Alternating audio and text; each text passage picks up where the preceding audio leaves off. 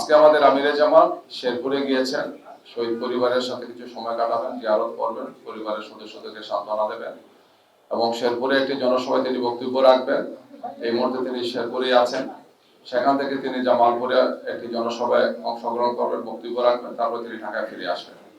আগামীকালকে আমাদের কর্মসূচি হচ্ছে কক্সবাজার থেকে আরম্ভ হবে। আমিরে জামাত সেখানে যাবেন।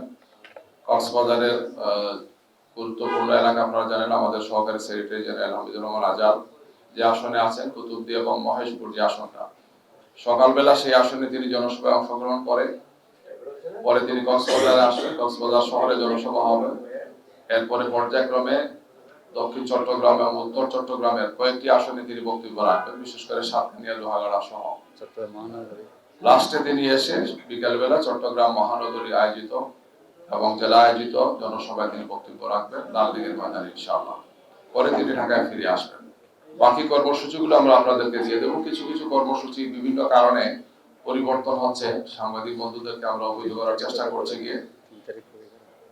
আর 3 তারিখ আবার 11টার সময় কুড়িগ্রাম যাবেন, আর 12টা বা 12:30টার দিকে তিনি তিস্তা ব্যারেজ প্রকল্পে যাবেন, সেখানে বক্তব্য রাখবেন এবং জনসভায় অংশগ্রহণ করবেন। আমরা আরেকটু আপনাদেরকে ফটো কার্ডের মাধ্যমে দিয়ে দেবো, আপনারা জানতে পারবেন ইনশাআল্লাহ। আজকে আমাদের একটা টিম, আমরা ইসিতেও যাব। 3টার সময় ইসিতে আমাদের একটা সাক্ষাৎ আছে, সেখানে আমরা কিছু ব্রিফিং করব। সেই টিমে আমাদের মূলত কেন্দ্রীয় মহিলা জামাত যেটা আছেন, আমাদের মহিলা বিভাগীয় নেতৃবৃন্দ সহ আমরা সেখানে যাব।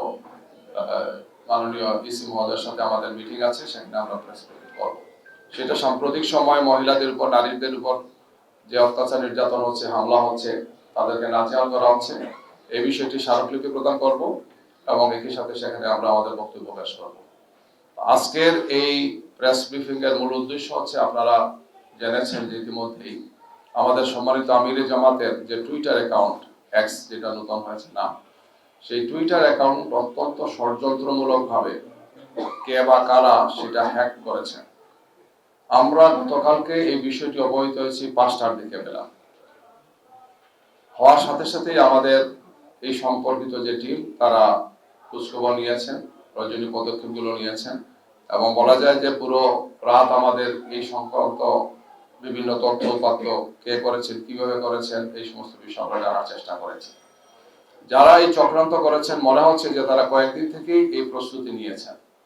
কারণ এই টুইটার অ্যাকাউন্ট সহ আমিরে জামাতের এবং আমাদের কেন্দ্রীয় নেতৃবৃন্দের বা শীর্ষ নেতৃবৃন্দের ফেসবুক অ্যাকাউন্ট এবং টুইটার অ্যাকাউন্ট, যারা যে টিমটা আমাদের দেখেন, আমরা দেখেছি যে এই কাজের সাথে কিছু লোক জড়িত, বোঝার চেষ্টা করেছি এবং এখানে একটা গভীর ষড়যন্ত্র আছে। বাংলাদেশ জামাত ইসলামীকে, তার আমিরে জামাতকে এবং আমাদের শীর্ষ নেতৃবৃন্দকে বিতর্কিত করার জন্য এটা হ্যাক করে তাদের নিয়ন্ত্রণে নিয়ে কিছু সময়ের জন্য তারা খুব খারাপ কিছু পোস্ট দিয়েছেন, আপত্তিকর কিছু পোস্ট দিয়েছেন এবং বোঝা যায় যে ঠাকুর করে কে আমি কলা খাই না, এই ধরনের একটা বিষয় আছে। তাৎক্ষণিকভাবে একদল লোক কিছু কর্মসূচিও দিয়েছেন, দেখেছেন আপনারা। আমাদের গভীর আশঙ্কা যে এগুলোর সাথে বিশেষ একটি দল বা তাদের সাইবার টিমের কিছু চক্রান্ত এবং ষড়যন্ত্রকারী ব্যক্তিরা জড়িত আছেন, আমরা সেটা মনে করছি। আমরা এই বিষয়ে পদক্ষেপ নিয়েছি, আমরা বিবৃতি দিয়েছি, বক্তব্য দিয়েছি যে আমিরে জামাতের টুইটার অ্যাকাউন্ট হ্যাক হয়েছে এবং এই ধরনের অপপ্রচার চালানো হচ্ছে জামাত ইসলামের শীর্ষ নেতৃবৃন্দের বিরুদ্ধে, জামাত ইসলামের বিরুদ্ধে। এবং আমরা এই ব্যাপারে রাত্রেই থানাতে আমরা জিডি করেছি, জেনারেল ডায়েরি করেছি।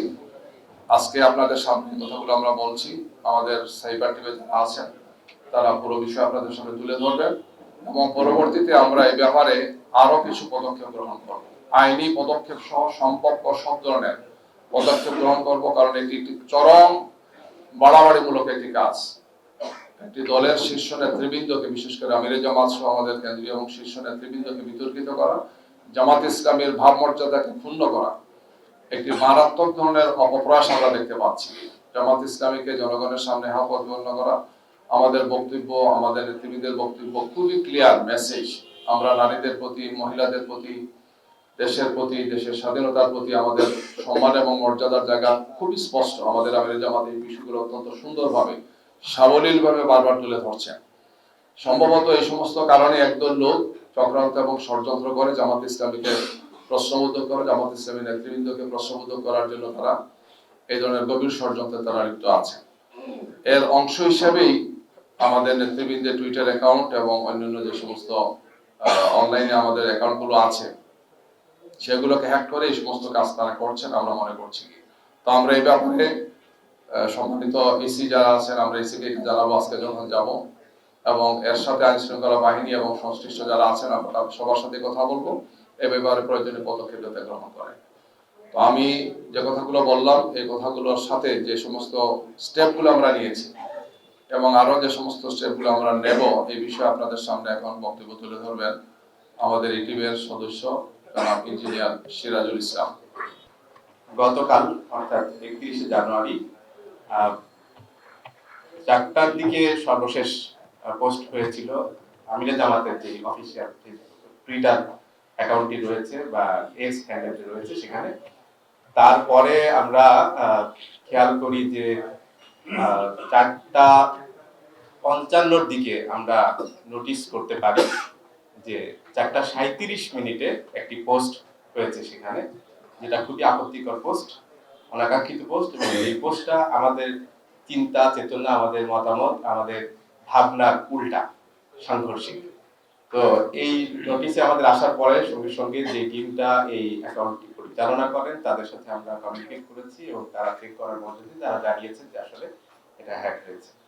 এরপরে সেটার পূর্ণ নিয়ন্ত্রণ নেওয়ার জন্য আমাদের সাইবার সিকিউরিটি টিম বিশেষভাবে চেষ্টা করেছে এবং আলহামদুলিল্লাহ অল্প সময়ের মধ্যেই সেটাকে আমরা আমাদের পূর্ণ নিয়ন্ত্রণে নেওয়া নিজে সক্ষম হয়েছে।